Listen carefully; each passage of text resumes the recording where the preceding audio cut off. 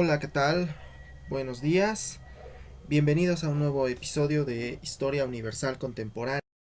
Mi nombre es Raimundo Salcedo y hoy vamos a platicar un poco acerca de la crisis de 1929, el llamado crack del 29, que en primera instancia conviene precisar que es una de las más profundas crisis económicas que han existido a nivel global. Es, por supuesto, la crisis económica más importante del siglo XX y que además representa un antes y un después en la forma en la que se entiende la economía, el juego económico global. Y lamentablemente muchas veces no estamos del todo familiarizados con los conceptos que se manejan respecto a una crisis económica como esta, y a veces pues nos suena la palabra crisis, pero no nos suenan los otros conceptos de los que se habla cuando estamos ante una situación de crisis económica. Entonces, en primer lugar, entender que la crisis de 1929 pues rompe con muchas de las ideas que existían hasta entonces de la economía, de cómo funcionaba la economía capitalista y por lo tanto, pues va a representar una distinción al grado de haber un antes y un después de la crisis de 1929. Pero antes de comenzar a explicar las causas de la crisis y cómo sucedió esta gravísima crisis económica a finales de los años 20 y principios de los años 30, conviene precisar que la economía normalmente se había entendido como un juego de ciclos de altas y bajas. Em, Hacia finales del siglo XVIII, los grandes teóricos de la economía, eh, David Ricardo y Adam Smith, habían trazado la idea de que la economía funcionaba a través de ciclos económicos altibajos, pero que siempre había, vamos, un ciclo ascendente, una curva ascendente y una curva descendente. Es decir, siempre aumentaban primero las inversiones, el capital y la economía iba hacia arriba y llegaba a un punto de inflexión en el cual comenzaba a disminuir. Y entonces había una época de crisis que finalmente tocaba fondo y volvía a comenzar el ciclo económico hacia arriba, como sucede en una curva exponencial, más o menos así se entendía el ciclo económico. Y bueno, la crisis de 1929 rompe un poco con esto porque ya desde principios del siglo XX y con los eventos tan catastróficos que habían sucedido ya con la Primera Guerra Mundial, pues parecía que este ciclo económico no estaba siendo exactamente como se pensaba. Y bueno, pues tenemos un, una situación de, pues claro, de crisis a principios de los años 20, originada por la Primera Guerra Mundial y las consecuencias que se habían dado a la Primera Guerra Mundial. Pero esta crisis de los años 21-22 se pudo paliar en gran medida en los países que resultaron vencedores de la Primera Guerra Mundial. La crisis más bien fue para los vencidos, fue para los países como Alemania, Austria, etcétera, que pues tenían que pagar grandes compensaciones de guerra a los países vencedores, compensaciones que, bueno, en el Tratado de Versalles no se habían especificado y que sería pues hasta mediados de los años 20 que se pondrían ya las cantidades sobre la mesa, cantidades exorbitantes, por decirlo menos. Y bueno, pues eh, los países vencidos eran los que estaban en crisis, no los países vencedores y no las grandes economías del momento como lo eran los Estados Unidos. y Inglaterra, Francia. Los países, Inglaterra, Francia, después de la Primera Guerra Mundial, pues estaban endeudados mayoritariamente con los Estados Unidos, debían dinero, pero tenían, al momento de terminar la guerra, pues comenzaba a expandirse un poco su economía.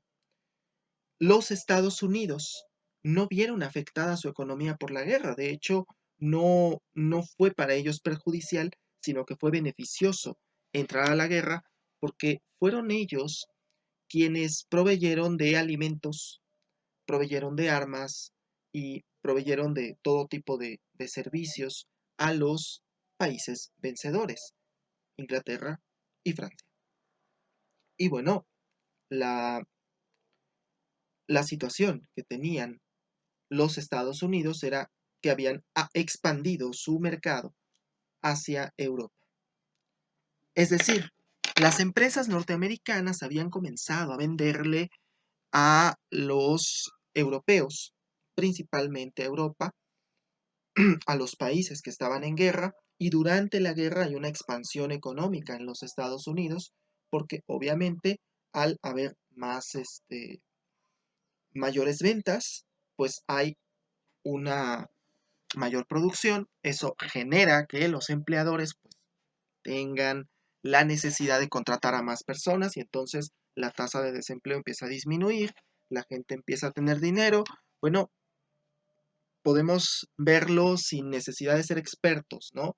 Con el solo hecho de que haya mayores ventas, pues eso provoca que yo pueda producir más, contrate más empleados y obviamente esos empleados van a tener dinero que van a tener posibilidad de comprar más bienes. Esto es, por un lado, un fenómeno que se da en la Primera Guerra y en los años posteriores a la Primera Guerra continúa esa expansión del mercado de los Estados Unidos. Por otra parte, tenemos la expansión de créditos. Comienza a aparecer, no era nuevo el fenómeno del crédito, pero lo que sí era nuevo era que el crédito fuera utilizado, bueno, por las personas de clases medias y de clases bajas. Que los bancos concedieran créditos, bueno, a cualquier persona. Prácticamente regalaban los créditos en ese momento y además regalaban los créditos para que a su vez las personas pudiesen comprar inversiones en la bolsa de valores.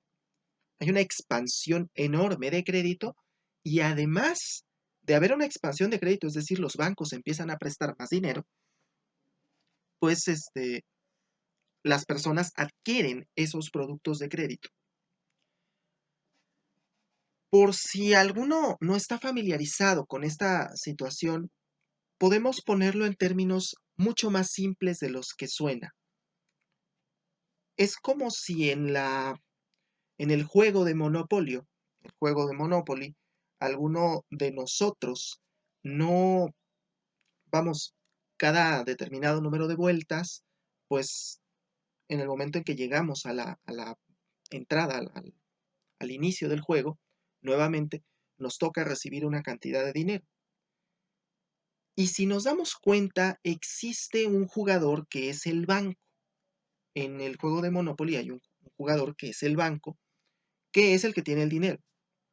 Bueno, ¿qué le pasa al banco en el juego de Monopoly cuando no tiene ya dinero? Pues puede hacer más dinero. El banco no quiebra. Es el único jugador que en el juego de Monopoly no quiebra. Lo que sucede es que el banco está aumentándole los ingresos a cada jugador. Pensemos que en vez de que reciba, pongamos nosotros la cantidad de 100 pesos por pasar por la salida, pues en lugar de darle 100, le da una cantidad superior. Pero esa cantidad superior es a manera de préstamo. Me lo vas a pagar, obviamente. Se suponga que me lo vas a pagar. Los préstamos provocarían en el juego de Monopoly, de hecho, que los jugadores se mantengan eternamente jugando, porque no se llegaría a la conclusión final del juego. Pero lo que provocan en el mundo real es que las personas paguen más por el dinero que tienen. Y esto, pues claro, es un grave problema cuando la burbuja explota. Hay una burbuja enorme del mercado financiero en los Estados Unidos. Esto quiere decir que las personas están comprando acciones a precios altos. Se suponga que, bueno, están comprando una acción, vamos a poner, de $100, cuando en realidad esa acción vale menos. La empresa de la que se supone que son esas acciones, pues no tiene tanto capital como para cubrirle a todos los que están comprando acciones esa cantidad. Y lo que sucede, por supuesto, en esa situación, es que los precios de las acciones bancarias, de las acciones bursátiles, están inflándose cada vez más. El fenómeno que conocemos nosotros como la inflación es algo normal. Se suponga que es algo normal en una economía. En toda economía de mercado, la inflación es algo completamente normal. Esto quiere decir, en términos lisos y llanos, el hecho de que suban los precios de los productos es algo perfectamente normal. ¿Por qué? Porque a la par que suben los precios, suben también los salarios, suben también los ingresos, y bueno, cuando hay una inflación generalizada, pero a escala menor, pues esto provoca la activación de la economía. ¿Por qué? Porque por el simple transcurso del tiempo, las cosas suben de precio. Podemos pensar desde un pequeño comercio hasta una gran industria cuando los precios de la materia prima aumentan, pues la empresa, sea pequeña, sea mediana, sea grande, se ve obligada a aumentar sus precios para seguir teniendo el margen de ganancia que solía tener. Y obviamente, pues este es un fenómeno completamente usual. Lo que no es usual en el fenómeno económico es una deflación. ¿Qué quiere decir deflación? Bueno, si inflación es aumentar los precios, la deflación es la disminución de los precios. Y es precisamente lo que sucederá como consecuencia del crack de 1929.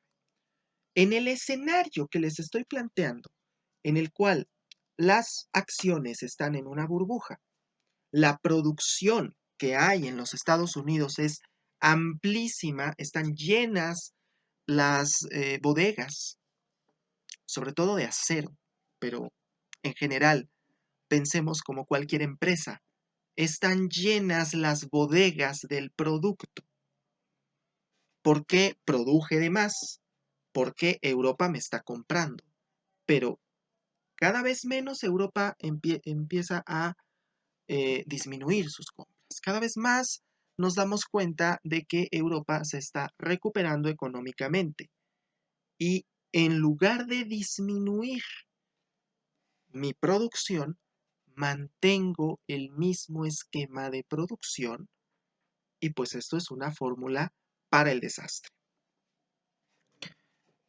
Bien, pues octubre de 1929 es el mes en el que sucederá el inicio de la crisis, el llamado crack, comenzando por el jueves negro, el jueves 24 de octubre de 1929, la bolsa de Nueva York cae. Cae en un margen pequeño, de hecho, en ese momento, e inclusive hacia el final de la jornada, las acciones que habían perdido gran parte de su valor recuperan un poco del valor que tenían en función de que algunos líderes de los principales bancos y la propia bolsa de valores inyectan una cantidad de dinero para recuperar la confianza en los inversionistas y así permitir que las acciones sigan flotando, siga el precio como solía estar. Pero bueno, pues esto solamente fue un paliativo de unos cuantos días, porque el martes 29 de octubre de 1929 es conocido como el Martes Negro. La Bolsa de Valores de Nueva York cae completamente los valores de las acciones que ahí están, porque además las personas comienzan a querer vender sus acciones. Ya no es con la intención de comprar, sino vender. Y el problema es que, pues esto se rige por la ley de la oferta y la demanda. Y cuando hay muchos vendedores y pocos compradores, pues lo que le va a pasar a los precios es la caída libre. Y eso es exactamente lo que sucede. Las acciones caen terriblemente de precio en ese momento. Y es un reflejo de lo que sucederá afuera. Los bancos empiezan a quebrar y obviamente las personas que tenían el dinero guardado en esos bancos pierden gran parte de sus ahorros, si no es que todos, y comienzan a perderse los empleos. ¿Por qué? Porque las empresas que tienen llenas sus bodegas, pues prefieren vender ese producto que tienen ahí y ya no producir. Es decir, la disminución de la producción que quizá tenían que haber hecho desde años antes de manera paulatina, sucede de golpe. Y las empresas de la noche a la mañana cierran y las que quedan no producen y se dedican a vender lo que tienen. Obviamente, en el caso de los que producen cosas no perecederas, porque la producción de cosas perecederas, pues por su propia naturaleza, pues no va a ser rentable querer vender lo que tengo en bodegas. Pero esa es otra cuestión. Lo que sucede aquí es el fenómeno completamente inverso a lo que debería funcionar en una economía de mercado, que es la deflación.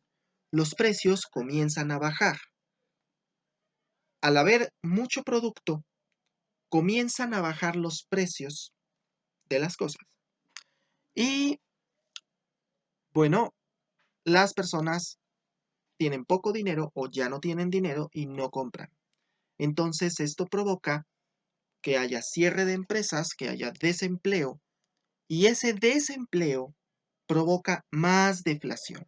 Es decir, es un círculo vicioso en el cual la deflación provoca desempleo, el desempleo provoca deflación y así sucesivamente. Es decir, las pocas personas que tenían todavía empleo o que tenían dinero de algún modo, pues en ese momento vieron multiplicada su poder adquisitivo, pero esto no sucede en la gran mayoría de los casos. La gran mayoría de los casos son personas que quedan completamente sin empleo, que quedan sin posibilidad de obtener un ingreso.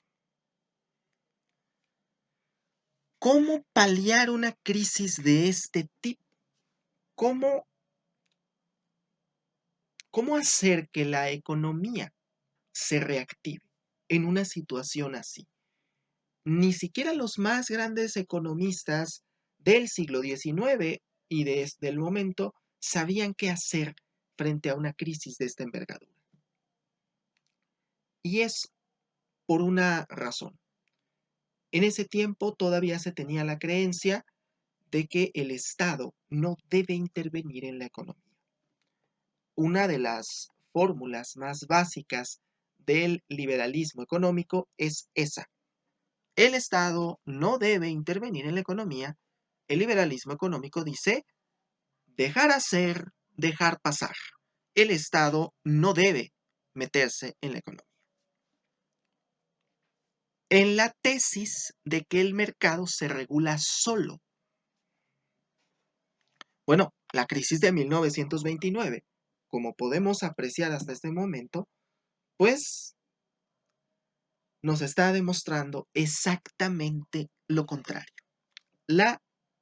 El mercado no se regula solito y el mercado puede caer en excesos que lo pueden llevar a una crisis devastadora, como sucede en esta crisis de 1929. ¿Qué es lo que sucede entonces? En la elección que sucede a esta Gran Depresión, la elección de 1930, resulta vencedor Franklin Delano Roosevelt, que es el presidente que más tiempo ha durado como presidente de los Estados Unidos y que tenía una propuesta que pone en marcha que es el New Deal o Nuevo Trato.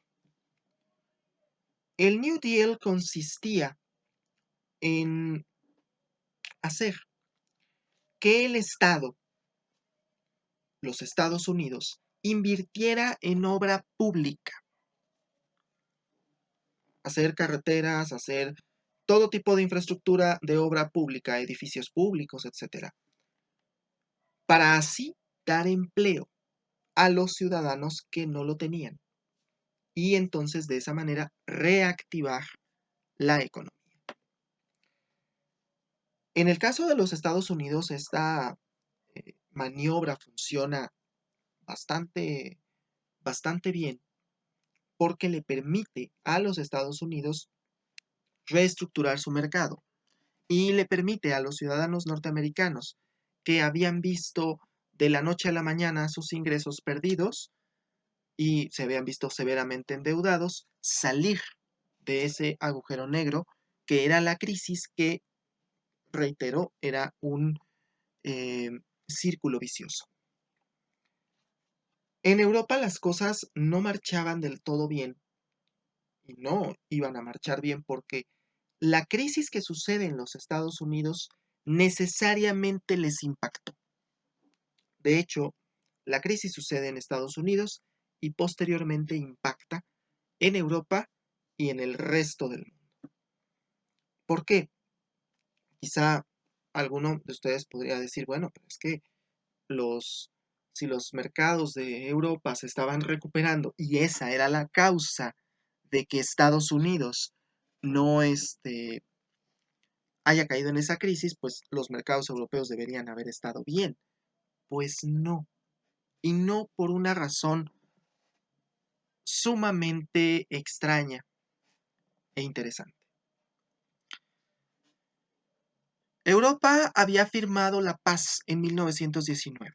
El Tratado de Versalles ahí estaba y los países vencedores que se habían visto beneficiados por ese tratado dependían mucho de que los países vencidos pagaran puntualmente las reparaciones de guerra.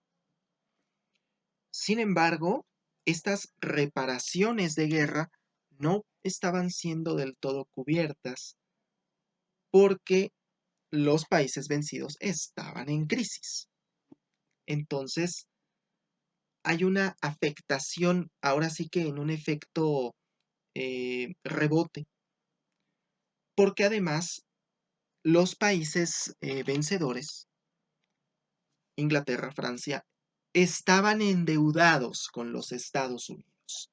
Estados Unidos les corta el flujo de capital y además les exige el pago.